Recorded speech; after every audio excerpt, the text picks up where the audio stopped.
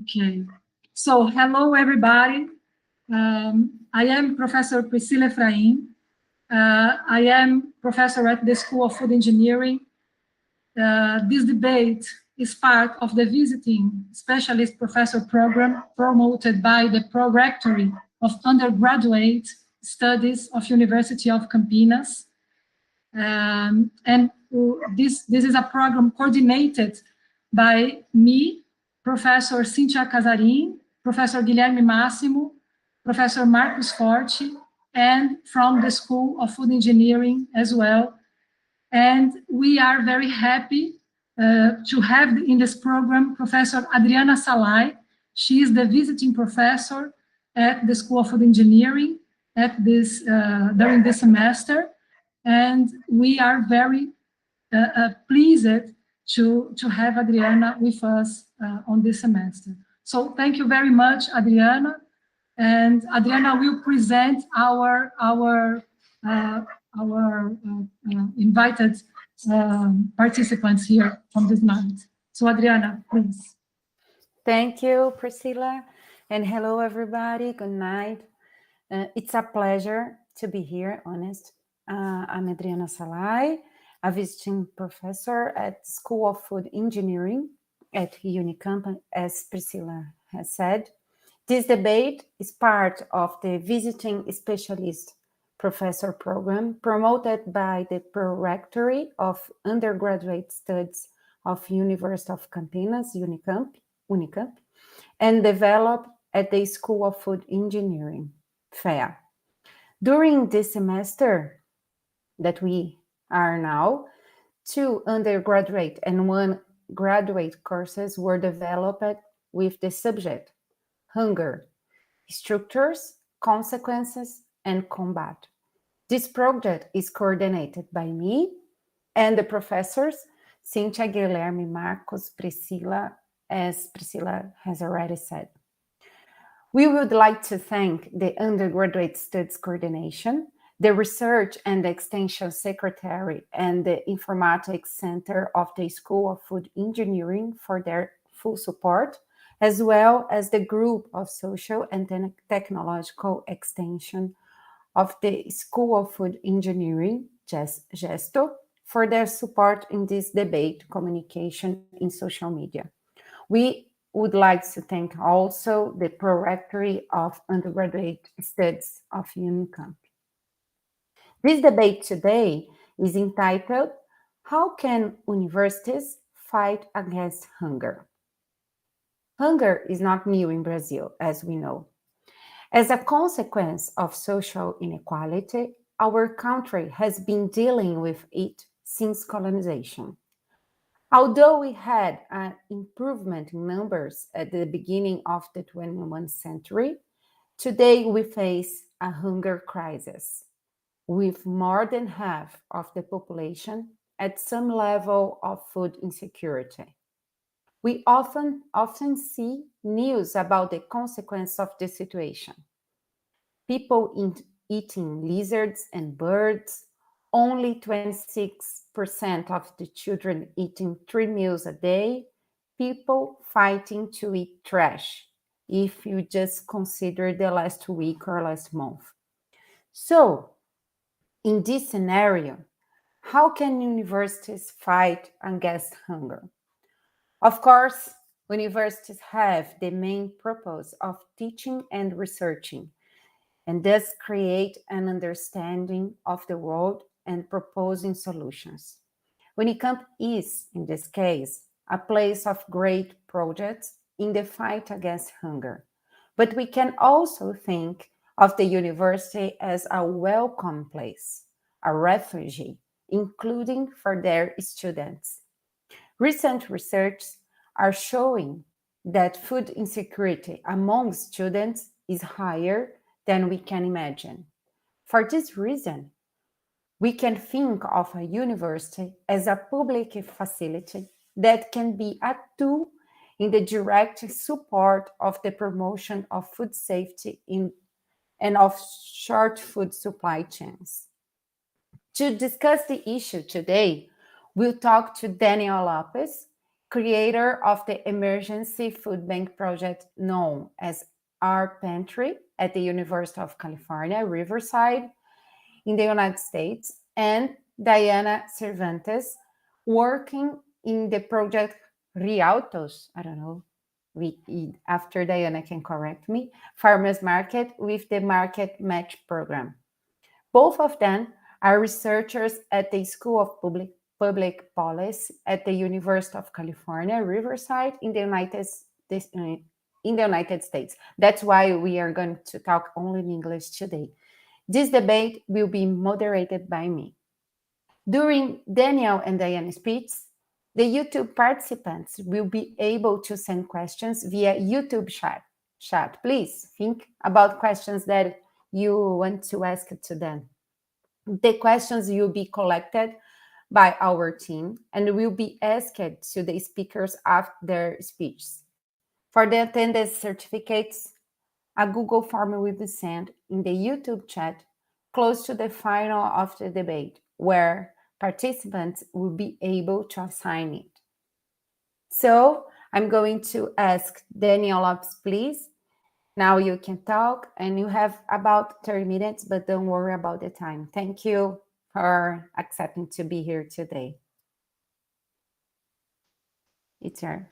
Thank you, Adriana, and all of your colleagues for having us here today. It's a pleasure to call in from California. We're having a beautiful rainy day.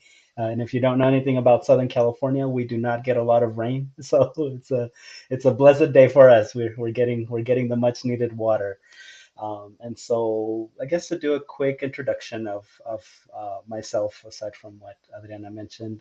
So my name is Daniel Lopez Salas. I was actually born in Mexico, and I moved to the U.S. when I was 6. We've lived in Southern California for the majority of my life, and I attended my undergraduate at the University of California, Riverside, here in the U.S., and where I studied linguistics and anthropology. After that, during my undergraduate degree is when I became involved politically, and that led me down this path to help develop our emergency food pantry on campus, which I can talk a little bit more and of the details later on.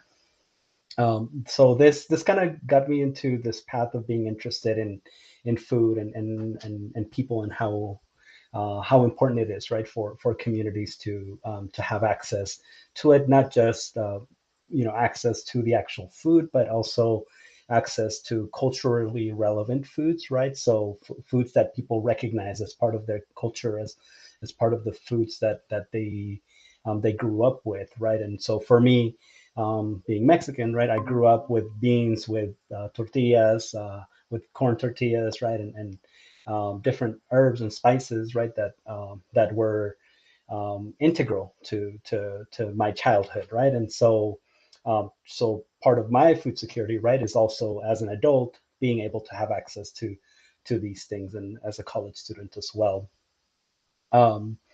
Eventually, I was able to have the opportunity to attend this program called CASFIS. It's a program at UC Santa Barbara, the Center of Agroecology and Sustainable Food Systems, which essentially is a 6-month apprenticeship program at the University of California, Santa Cruz. And it's a residential program where we had the opportunity to farm and learn about the local food system, and how to grow food, how to get it out to market, how to connect people to food and agriculture, and essentially be part of the land in that way, and how important it is, right, to have a relationship to the land in the food production process, right? It's not simply the issue is not simply just having access to it at a grocery store, right? But understanding what the entire food system looks like, and that, eggs don't come from a grocery store, right? But they actually come from a farm, right? Or from somebody's chickens, right? Who had to wake up really early for many months to feed their chickens and grow them, and process them and collect them and get them into a box for you to nicely just get them packaged and take them home to eat, right?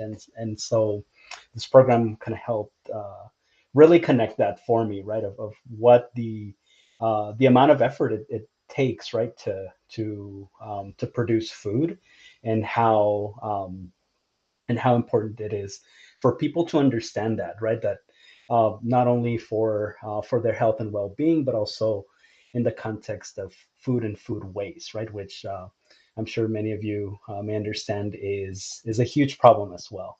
Is that we're throwing so much of the food that we buy, right? And a lot of food, you know, is not actually making it to the consumers, right? And so, but that's probably another topic for another time. But rewind a little bit. So in terms of the food pantry, the way we really got situated in getting this particular project started was really through grassroots student-led movement by undocumented students. So students who are residing in the United States without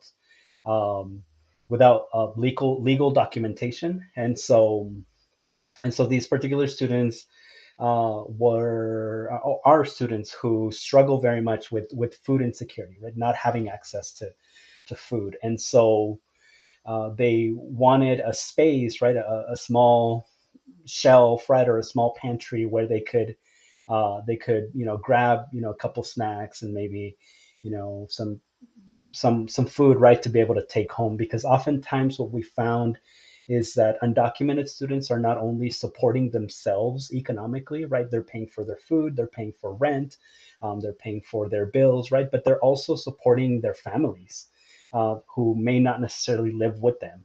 And so we have people who are undocumented, right?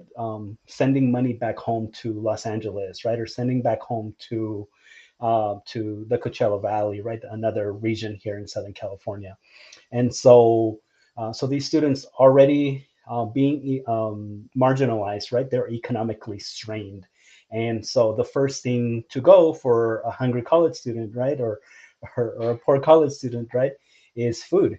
Food is the easiest part of somebody's budget to take stuff out from, right? Because you have to find a place to live, right? You have to find money for books, you have to find money for tuition, right? But food seems like such a simple thing to just say, well, I'm not going to go with protein this week, right? Or I'm not going to go with my vegetables this week, right? We're just going to cut that out of the budget for this time, and maybe we'll buy it next time, right? But obviously this will have very severe impacts on individuals, not only in their short-term health in terms of like what they're actually putting in their body, but of course in their academics and in the levels of stress and in their mental and physical well-being. And then this can also create long-term impacts, right, of health, right? We see folks experiencing diabetes, hypertension, right? Problems, just general health problems, right? That could have been avoided had students had access to the proper resources when they needed them in college, right? And so this is all kind of to set up that understanding of why this was something that was important to get started. And so around the same time, the University of California Office of the President, so the main office for the University of California, they decided to put some funds into this program called the Global Food Initiatives, where interns or grantees were selected across each of the 10 University of California campuses to develop a project.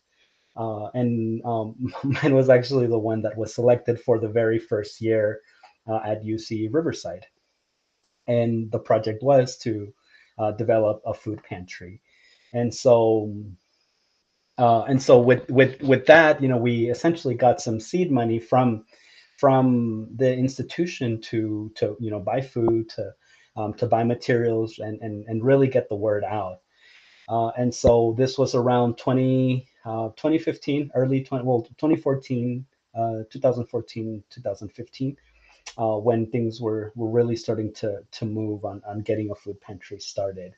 With that, we also developed a partnership with our student government to share temporary space for to house this pantry, and in the central part of campus. And so with that and support from our campus community, mostly our students, we were able to eventually partner with a food bank, like a distribution bank for community organizations called Feeding America. And so Feeding America is a national organization, but they also happen to have a food bank near our campus. And with them, we're actually able to purchase food at a rate of 19 cents per pound. I'm not sure how to translate that into kilos, but it's very cheap. It's very, very, very cheap. And so I can fill up a truck, or I was able to fill up a truck with, I don't know, maybe 6,000 pounds for maybe about $300, $400. And so it's a lot of food for very little money, which is the perfect thing that a college program like this needs, right? There's not a lot of funds to go around oftentimes, right? And so this was a perfect opportunity for us. And so with this, we were able to host our very first distribution. And so I believe, if I remember correctly, this was in 2014, in the winter of 2014. We were able to distribute to maybe about 200 students. And so, that day, 200 students went home, and we knew that they were going to have food, right, for that night, and were able to feed their families for that night. And so that, I think that momentum really helped us, provide visibility to the issue, right, and understanding that this really is a big issue for our campus. And so after that, we were able to coordinate further partnerships across campus to find a more of a permanent location. We were able to get infrastructure, like getting a vehicle, getting more materials, and getting shelving. And so eventually we were able to develop this very beautiful pantry that was more like a store, right? So when you would walk into the space, you would check in, right, at a counter, and the shelves were set up kind of like a mini market, right, where you would go, you pick out the items that you wanted, and then you would check out. Students were allotted about 12 points, and each item was worth a certain amount of points. And so essentially, they could walk out with a sizable amount of food, not only for themselves, but for their families. And one of the great things as we really started to grow exponentially is accommodating different populations, right? Understanding that our student parents, right? We have a pretty sizable population of student parents on our campus.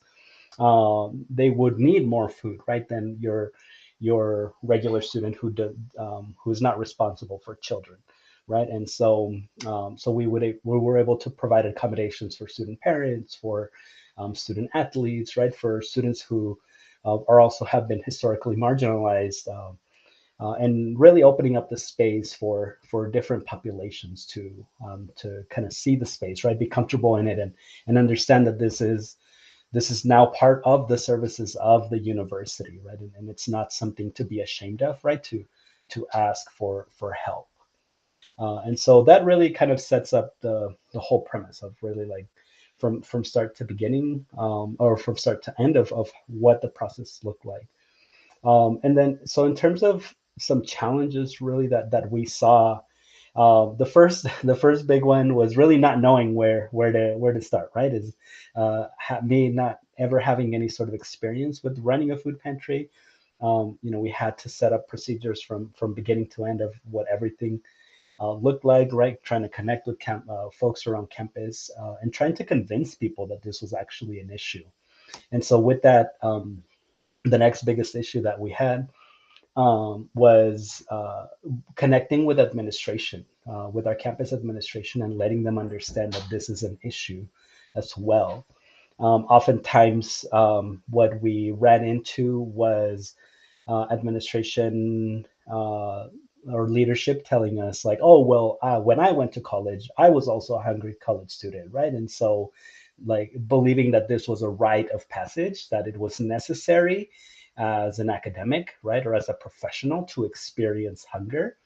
And so we had to essentially take a step back and re-educate people.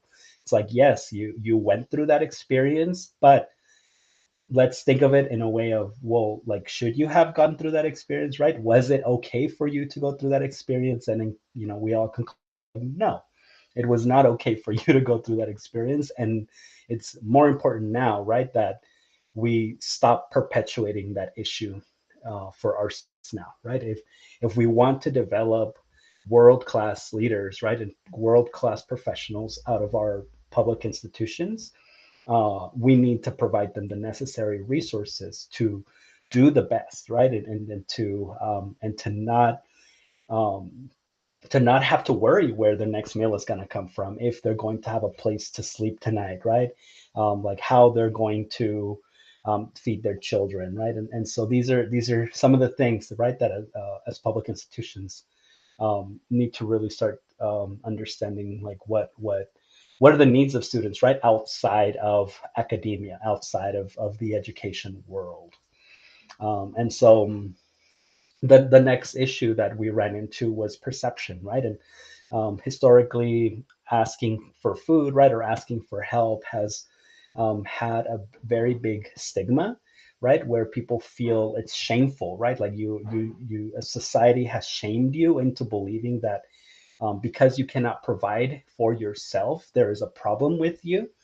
But really reframing that again, right, for our students, and letting them know, like, it's not your fault, right? Like there are a lot of societal pressures, right? There's a lot of socioeconomic conditions that have led us down this point, right, to where there are populations who experience more food insecurity than others, right? And so it's important for them to understand that that their condition, right, of not having access, right, is may not necessarily be a fault of their own, right, but a fault in society as a whole, right? And so with that, really making us a place that is comforting, that is welcoming, that is helpful, right? That where when you walk in, right, people greet you with a smile rather than with a look of shame, right, or a look of judgment for accessing these services. And so in terms of really the issues, right, and that we ran into in developing this program, right, and really growing it, those are some of the biggest ones. And then of course there's always issues with logistics, right, and other pieces, right, that come together. But in terms of like the institutional pieces, right, those were always the challenging ones.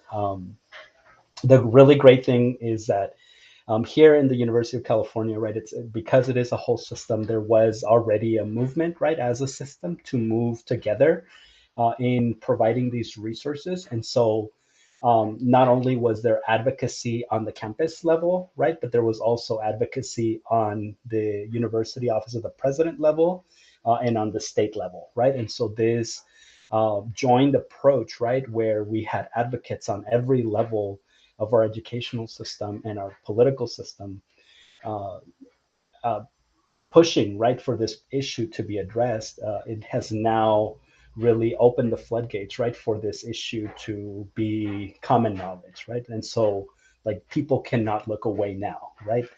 Because then we are actively deciding that we do not want to help if we don't support each other in this way. And so um, I'm not sure. I think I may be close to my time, so I don't want to eat up much more of our time. But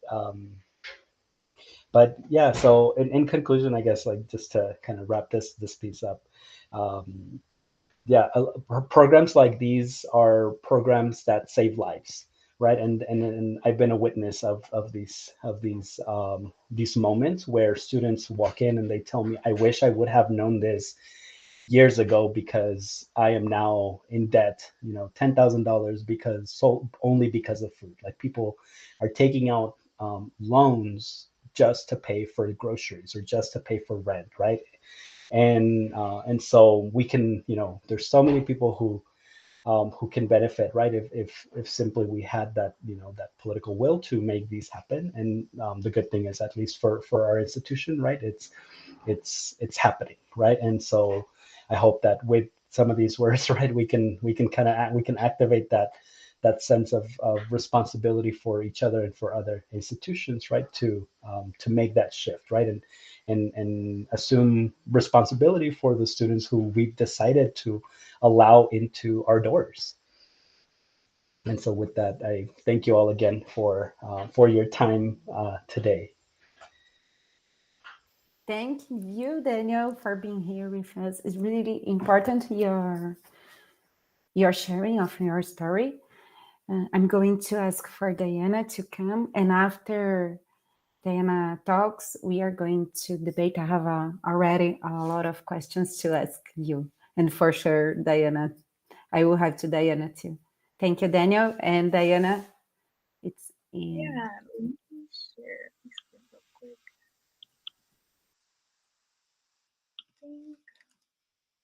Can you all see my screen? Yes. Okay, well, this is just a visual, but hi everyone, my name is Diana Cervantes. I'm in the same cohort as Danielle. We're both public policy. We're doing our master's in public policy right now.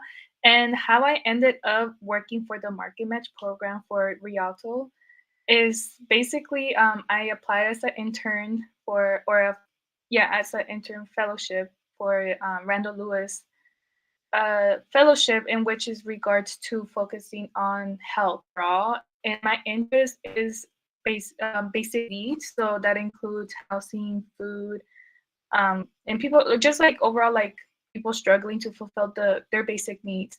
And what caused like me to additionally come to like the Market Match program or have this interest is when I was an undergrad at Cal Poly Pomona. I used to work under the basic needs program there as a CalFresh outreach student ambassador, and I assisted students with applying for CalFresh. So I firsthand, myself was food insecure, but I also saw others struggling, seeing different situations of students like unable to fulfill their food needs. So that's really where it kind of led to me where like, how can I help students more? And I learned that in order to help more students, I need to go into institutions that create these policies that just they exclude individuals rather than actually help them, as these programs are supposed to help. But moving forward with the Market Match program, so the city of Rialto, they have a farmers market every Wednesday from 10 to 2. And people who have CalFresh, also known as EBT, they can come here and they come to the booth I'm sitting at. And basically, I make that exchange with them. They give me their EBT card. I make the exchange of taking the funds from their card, and I give them these little tokens. So there's these little tokens are $1 each, and they can use it around the market to purchase fresh produce. In addition, what the Market Match program does is it helps individuals actually get more money out of their EBT. So by doing that, it's a Market Match is a grant-based funding. So they provide this funding to Rialto, and from there they're able to provide free additional money for people to use to get more money out of their EBT. So as of now, the max that we give out for free is $15. So in order for someone to obtain that, they need to spend $15 themselves from their EBT, and we give them 15 additional dollars that are only used for food, fruits or vegetables, and they basically could turn out to have $30 that day when they only spend 15. So the way I like to explain to individuals is that if they come every single week, they can get $60 additionally of what they have on their funds. So it extremely helps people like get more money for groceries, and the produce that they have there is very fresh. It was just picked the day before, so we were getting fresh produce and eating healthier. So the purpose is to additionally help individuals who are low income or struggling with food insecurity to have healthy options. In addition, with this, sorry, I lost my train of thought. So what I've learned from this is that although like the market match program does help a lot, it tends to exclude a little bit just because people who do not have EBT are not able to, or food stamps are not able to obtain these the additional funds from market match. So it tends to exclude individuals. In addition, in the city of Rialto, primarily the demographics are Hispanic and Blacks, and basically it people who are like tend to be Hispanic there that are undocumented, so they're not eligible for EBT. So it tends to exclude. That's the only, or that's something that I've observed from my experience.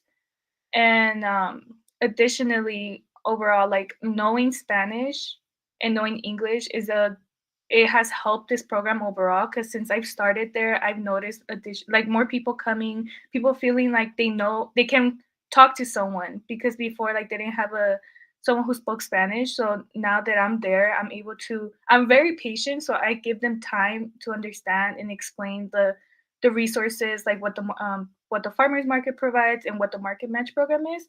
And I have seen that many people come up, they're like, I've always came here before, but I never knew about this. Like, I wish I knew. So like really having someone who they can speak to or they feel like they can relate to really helps with sharing that resource that is available there. And yeah, like overall, like from what I've heard from people who come, they're like, this has helped me so much. Like, I'm really grateful that you all are providing this additional help, because $15 does go a long way, and it does help families provide foods for themselves and like their children. And that's pretty much what the market match program is. Thank you. Oh, are you going to speak more, Diana? No, I was just unsharing my screen. Sorry. Okay. Yeah. You have finished? Yeah. Yeah. Much it. Okay, thank you, Diana. We are gonna talk and discuss a lot. I have a lot of questions to you too, and thank you both. Just to remember, if someone wants to ask something to Diana or Daniel, you can put in the YouTube chat, and the people are going to put for me here. And I'm going to start with Daniel with one question that we have in the chat. Daniel, if you were to start the emergency food bank today again, what would you do differently? That is a really great question, It is. and something I've asked myself a few times here and there. I think if I were to start it now, knowing what I know, I definitely would have approached early relationships different, right? Oftentimes, when you're a young student, right, wanting to make good change in society, right, you jump to the most impulsive thing you want to do, right? But understanding that a lot of times our relationships are strategic, right? Like they need to be strategic and they need to be made in oftentimes in a very strategic way. I think I would have, prepared better on like my presentations and understanding to administration, to our student government, to our community partners, right? To really help everyone see the vision, right? That our goal is not only just to have a food pantry, right? But to have this network, right, of support for students to address food and housing and their economic well-being and mental health, right, and how all of these things are actually tied together. Obviously, at the time a lot of this data wasn't existent, right, and so there was very limited information we could provide to folks. But had things been, had we had that information ahead of time, I think it would have gone a long way to really convincing our partners, right, of like what of the benefits of programs like these, right, that you're increasing graduation rates, right, you're increasing the health and well-being of students, you're making your university a lot more competitive because your students are not having to worry about food, right? But they're actually worried about, their academics, right? Like, which they should be, right? It's like doing better in school simply because of they have food, right? They're not worried about if they're going to have a place to sleep or not, right? And so if I guess, yeah, so if things were different, I would have used the available resources and research, right, more strategically to not to convince, right, but to invite our administration, our campus partners, right, into this journey along with us in a different way.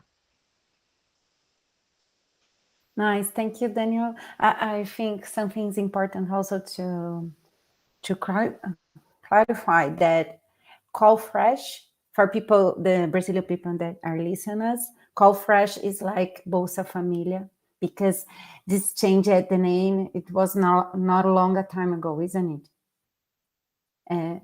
And just then to know, because you are talking about Qual fresh, and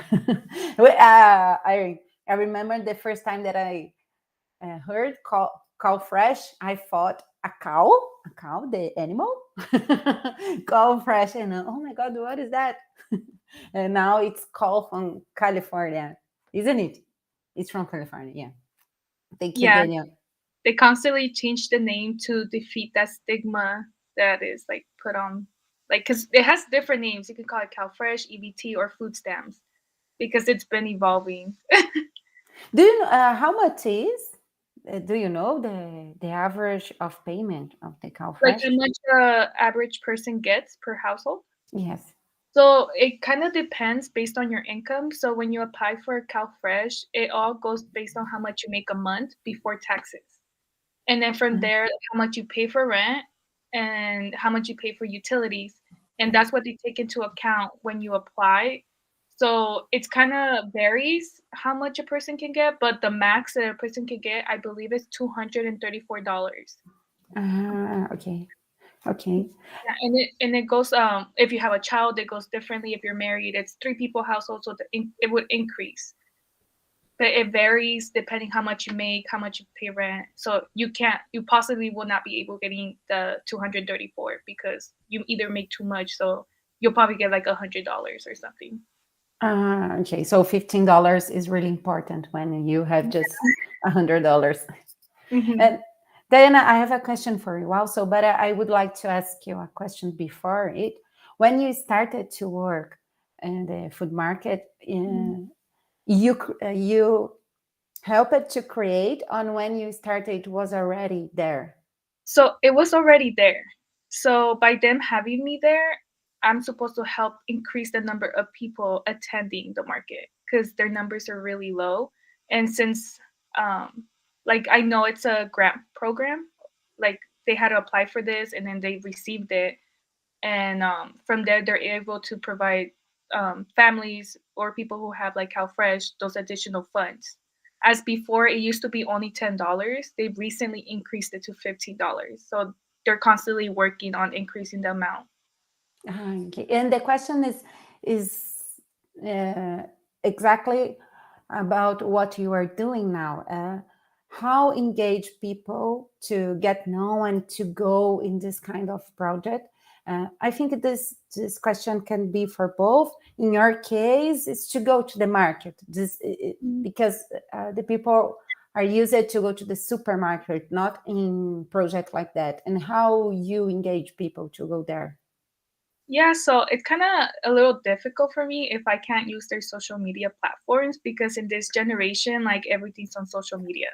And so like since I am working with the city, like they're very tedious as in what I can post, what I can't post. So as of now, I can't.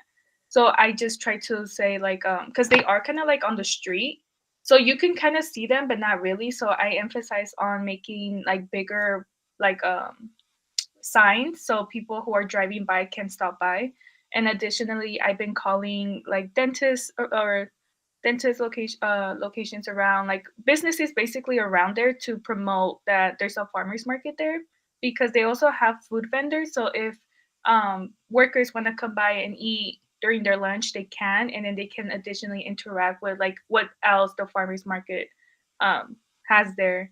So for like promoting wise, like that's how something that we've been doing. And then they sometimes post on their Facebook, but I do think just from like what I think would increase the amount of people going is like promoting it on social media platforms, because that's really how like this generation works now. Yes, for you, it's mostly Instagram or Twitter is better. Well, for like me personal or like for the No, market? for your US, I think it's different from Brazil because here now we have Instagram as the main platform, but for you, I think it's Instagram as well, or at least we also have like maybe TikTok, but yeah. it depends. But it's mostly Instagram how information gets spread around. And thank you, Diana. I think I'm going to ask the same question to Daniel. Daniel, how to engage people, how to not not to, I don't know, how can I say this in English? Not have this kind of stigma. It's so hard to go to this kind of program. Daniel, how do you do, or how do you use it to engage people and get people there? Yeah, so the one of the things that we actually record for our surveys when students are using our services is how did you find out about our service, right? And more often than not, right, it's sometimes it's like up to 80%, right, of students on a quarter basis, right, or a semester, telling us that they found out because of their friends.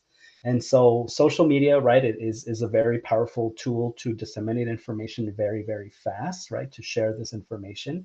But we still find, people are still very social, right? People will bring their friends to the food pantry, right, or to the farmers market, or to any event, right, that is happening, that they find interesting. And so we really try and leverage these relationships, right, with students, so that they feel comfortable, right, and feel welcome enough to then go back to their friends group and say, hey, I went to the pantry and I got milk and I got eggs and I got pasta, right, and they were really nice, and you should come with me next time. Because oftentimes what happens is that people feel shy, right, and they don't want to go alone. They don't want to go alone for their first time to this pantry, but this is how it happens. You create that chain, right, by creating an experience for the student to then feel this is an experience that my friends can also benefit from, right? Like not only can they get food, but they can also come for the environment that exists, right? And so really developing, this relationship with our students, right, as clients almost, right, well, or the other way, right? Again, it's like seeing our clients, right, as students and as human beings, and wanting to engage them on a very human level is very critical, right, for these, because food is not just sustenance, right, for us. It's how we connect with other humans, right, and so that needs to be at the center, which we don't see, right, in our in our industrial food system, right? That human connection is lost, right, when everything is mechanized, right? But really centering the human as who we want to connect with, not just through food. Nice, thank you, Daniel. And for Diana, I would like to ask you, Diana, you have already said to us about the challenge of get people know about this project, but I would like to ask you if you can talk about the challenge in the organization of the food market, because I think it's also a challenge. And my question is, you have different farmers in this food market, and which are the challenges to organize everything all the weeks? Yeah, so when I started there, they already had like a system. And what I know of is like when they don't just accept any farmer to go and like provide produce, but additionally what they do is they have to have what is that called? Not permission. They basically have to have, is it a permission? what is it called? Certificate? A certificate. I'm like, not permission, certificate. Yeah, they're supposed to have a certificate that they're able to prove those produce. So like something that I witnessed, or at least overall, why the farmers market hasn't increased is because of the limited amount of staff that can work this. Because without me, basically, like they already have additional tasks in like the office that they have to complete other than the farmers market. But by having me, like they have more time to implement, have more vendors, or have additional people. So a challenge is having that staff to do that and having enough funds to provide the staff like to work there, because like yes, people will volunteer, but like I know like if they want to see more progression, like they would need like a staff member or additional staff members to help the program increase. So I think a big challenge is getting those additional funds to hire someone. Yes, for sure. I think here is the same. Thank you, Diana. I have a question for Daniel here from the YouTube. Really good question. Daniel, are there some programs in the university that with the food bank, maybe with the people who go to the food bank, evaluate the students' health improvements after they started in the food bank program? So last summer, we didn't do kind of an analysis of an individual's physical health, but we did one of students' mental health. And so a colleague of mine in the office that I work at now was working on their dissertation for their doctorate degree, and so we participated in this research collection process, right, to understand like how does accessing a food pantry impact an individual's mental health. And granted, this was also during the pandemic, right? This was the first summer of the pandemic, and so the participation obviously was skewed. Had it been during, or before the pandemic, or even now that our campus is mostly open.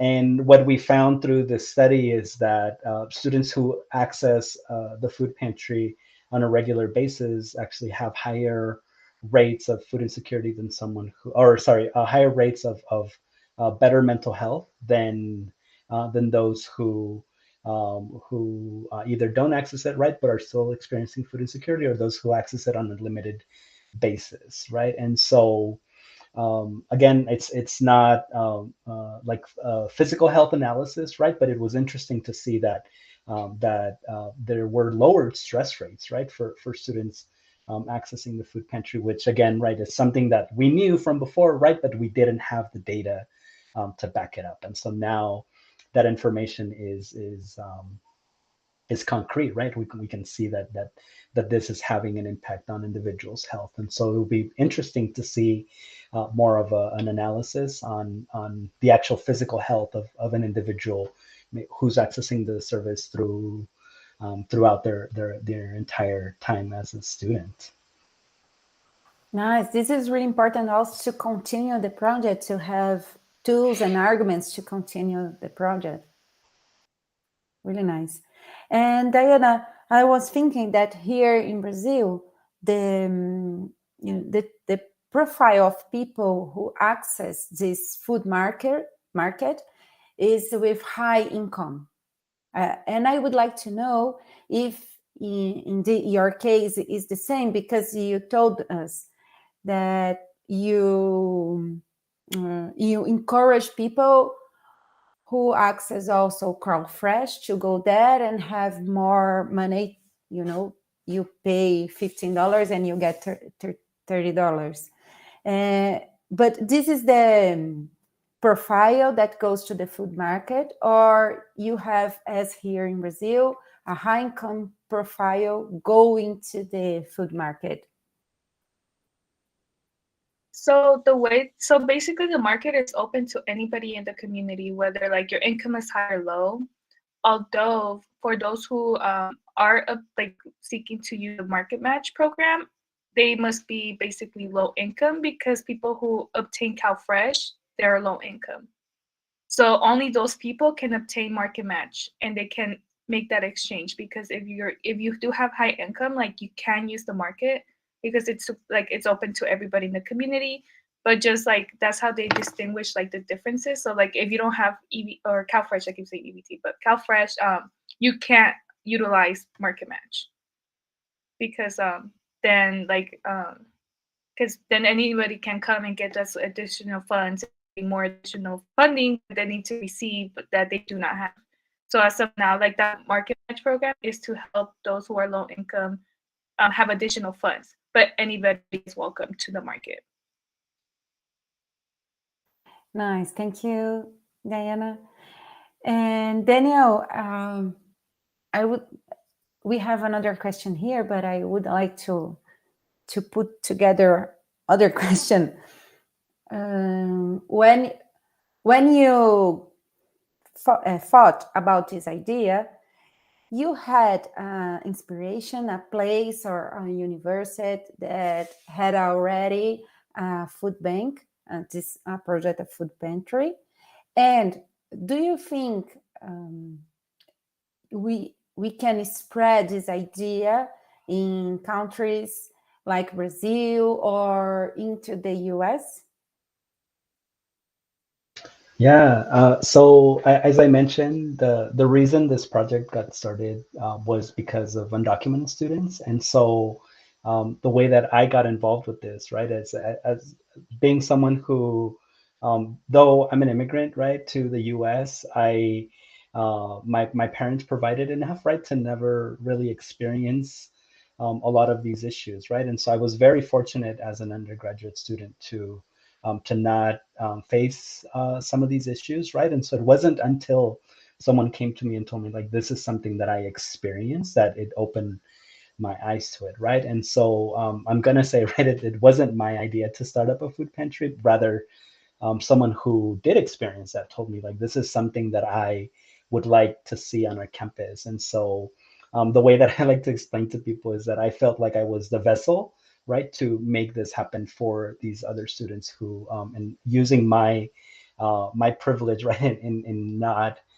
worrying about these things, to make this happen for people who didn't have the energy or the time to do it, right? And so I wish it would have been my idea, because that would have been just much more endearing, I guess, of a story, right? But the reality is, it was someone who did experience that letting me know, like, hey, this is an issue. And so for me, that just meant I need to act on this for people who can't act, for, you know, who may not have the capacity to do it for themselves, right? And so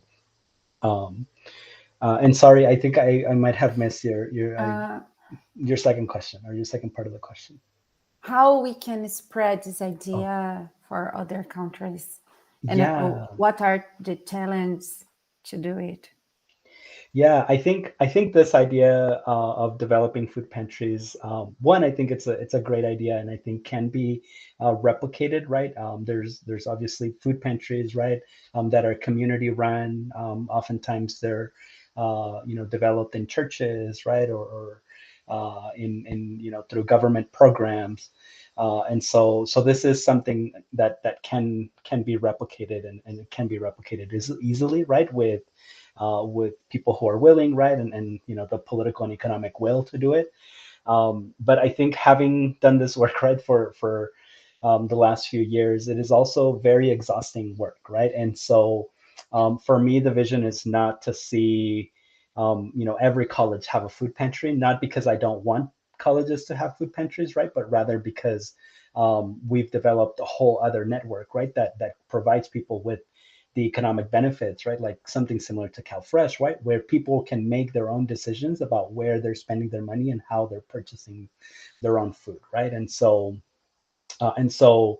I think, as a starting point, as an introduction, right, to food security, food pantries are perfect, right, to do it, right? But that cannot be the end point, right? And we need to keep building upon that to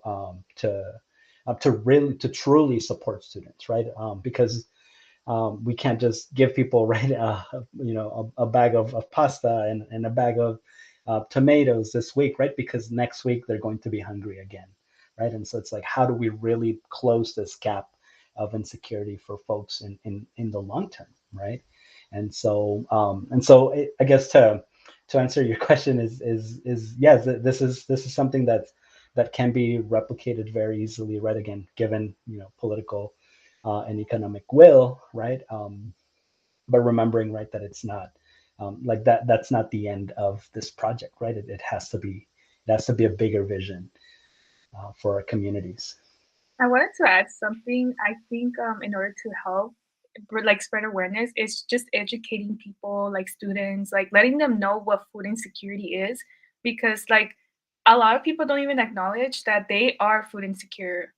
So I think educating them, really spreading awareness, bringing this up front to them and showing them like this is food insecurity, and from there they can see if they relate or they do not. And I think just showing how big this issue is, I feel like the pandemic has really brought that up front, but there's need of an effort to still bring more into like people's attention, because like at the end of the day, like people still are not being they're struggling food insecure and not even acknowledging what they're going through. Yes, I totally agree with you. And I also have a question for you, Diana, from the chat, and also for Daniel. How was the impact of the pandemic on your program? So I personally was not there yet because I just started in September, Okay. but I can share a little bit about my experience working as a CalFresh ambassador at Cal Poly Pomona when I work under the Basic Needs program. So basically what we realized is that it really brought up front like that people were struggling with food, housing, and financial insecurity. So it really helped the program like show like, okay, students, like this is a program on campus that you guys can utilize. But we also saw that like funds were being cut short because everyone was utilizing the funds, and now people were like being excluded because like those who were in higher need received it, and those who weren't, like they were in a way in a waiting list. So like during the pandemic, like it has brought to light that food, housing, and financial insecurity is a big thing, but it's still lacking of funding and support from these institutions to provide their students. Thank you. And for you, Daniel, for the food pantry program, how was the pandemic? Yeah, so it's funny enough, I had just started not too long before. I think I was in about 2 to 3 months into my job when the pandemic hit, and so we had to pivot, right? We had to like really transition our program to be as accessible as possible, and so we didn't allow people to come into the actual space, and eventually we transitioned into model that we call the pre-bagging system, right? And so we selected the items that were going to go into a bag, and we put them into bags, right? And as students would set up an appointment on a website to pick up a bag of goods, right? And so the good thing is we had the staffing and flexibility to also provide them with their preferences of what we had available. And so people were mostly essentially just shopping, right, online of like the items that they wanted. And so because we had the funding and the staffing to do that, but definitely we saw a huge hit in terms of our numbers, right? I think on average we probably saw about 150 people throughout the beginning of the pandemic. But before we shut down, we were seeing close to 600 students on a weekly basis. And so you can imagine, right, what that like people having to move back home, right, and not necessarily having this level of a safety net, right, it can have on people. And so in terms of the impacts, it was very much felt, right, in our program. Thank you, Daniel.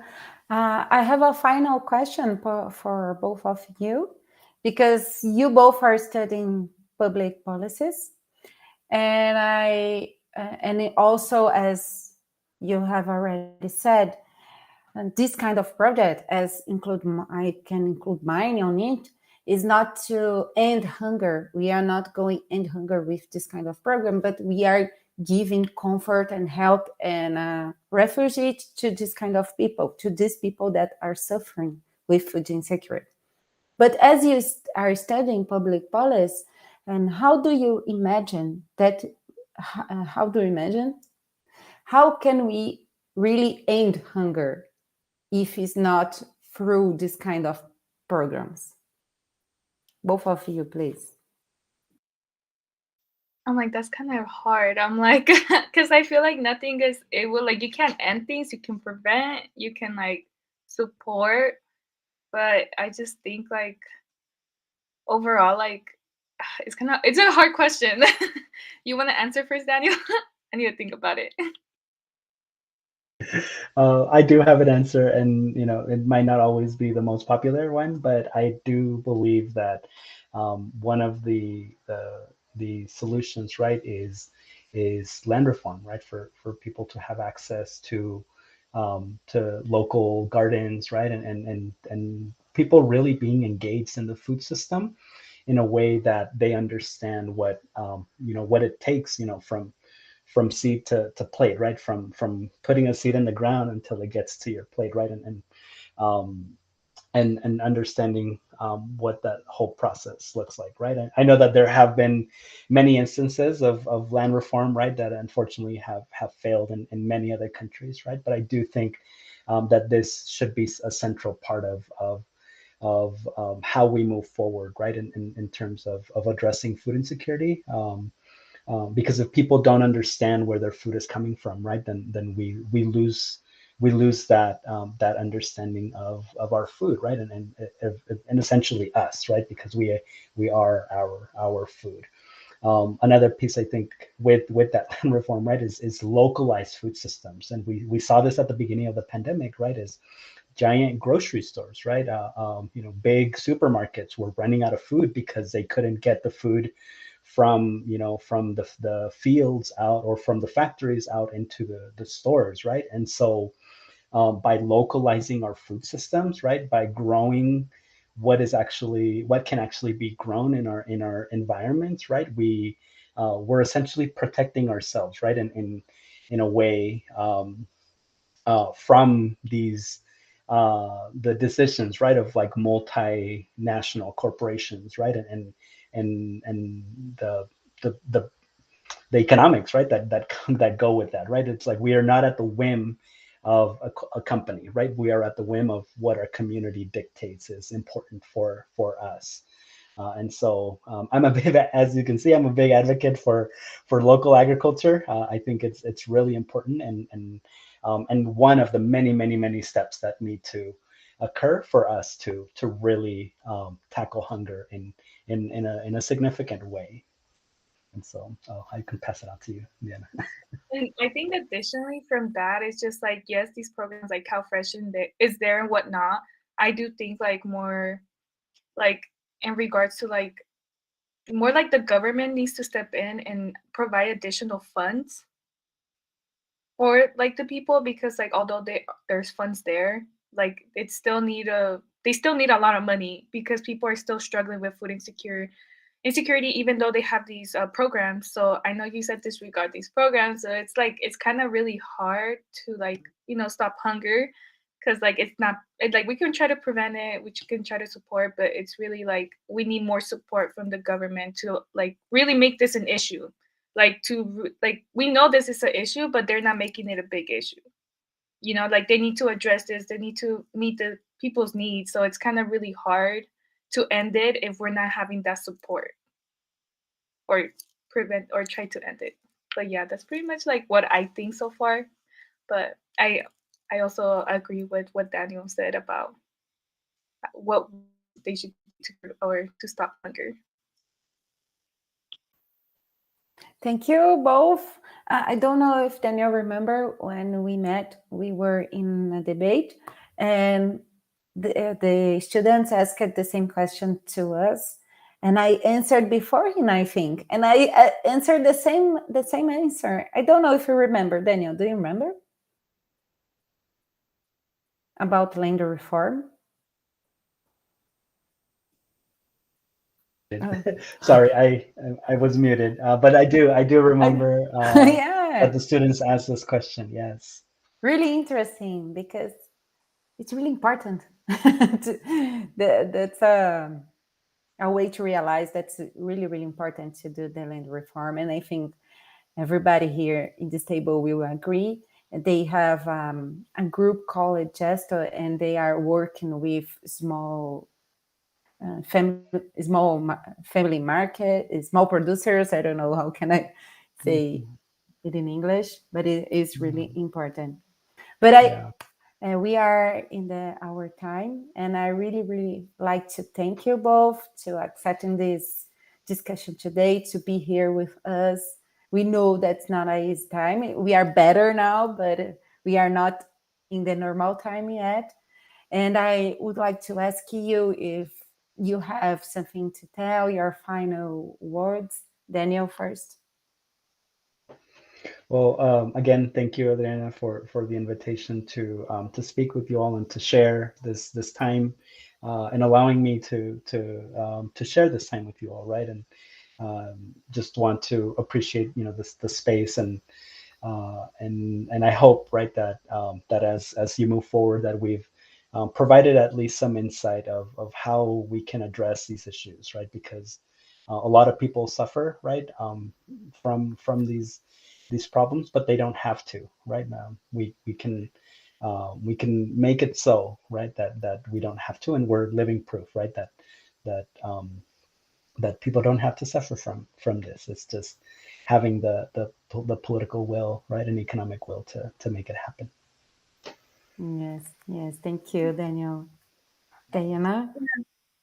Thank you all for having me. I really enjoyed speaking to you all, and as well keep doing what you're doing. I know you all have the right motivation. You're there. You want to help people, so you're really starting off something great because people are in need, and you all are putting in the effort and making connections to learn how other places in the world are doing to help prevent hunger. So good jobs to you all, and continue the good work. It's really appreciated, and I know those people who are struggling will really appreciate all the research, everything you all are doing, all your hard work that you're implementing into these possible programs and whatnot. For you too, Diana and Daniel, because we are together in this fighting against hunger. Thank you. And I would like also to thank you again to everyone who made this debate possible, all the people into this project, and all the participants that could attend this debate in this emerging and fundamental subject, hunger. And so finally, I would like to thank you, Diana and Daniel, again. Thank you very much, guys. I think that's it. Alrighty then. Well, thank you for having us. I hope you all enjoyed the rest of your day. Or I don't know if it's still day over there. No, here it's 8 p.m. Okay, night. Have a good night. And have a good day to you guys. Thank you. Yeah, have a beautiful night, everybody, and thank you again for having us. Thank you. Bye-bye.